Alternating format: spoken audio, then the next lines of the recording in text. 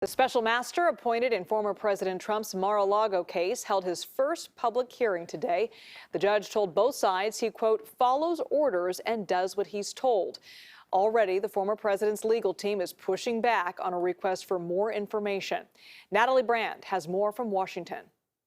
No one is above the law. Federal Judge Raymond Dearie met with lawyers for former President Trump and the Department of Justice Tuesday for the first time as he begins his role as special master, reviewing documents seized from Trump's Mar-a-Lago estate. Ahead of the conference, Trump's team filed a motion pushing back on the special master's request for details regarding his claim that he had declassified seized materials. They say doing so could harm their defense if the former president is indicted. Judge Dearie, while pressing Trump's attorneys on the issue in court Tuesday, said, just don't have your cake and eat it too. I think it's reasonable to assume that he has to give the information necessary. If he's unwilling to do it, then I would think that the judge would simply say, okay, for now, we're going to assume that the documents that say they're classified are classified. The court order selecting Dearie gives him until November 30th to review the more than 11,000 records and determine if any of the materials are protected by attorney-client or executive privilege. It also instructs him to prioritize documents marked as classified. U.S. government lawyers have urged Dearie to hire a third-party vendor to scan the seized documents in order to streamline the review process.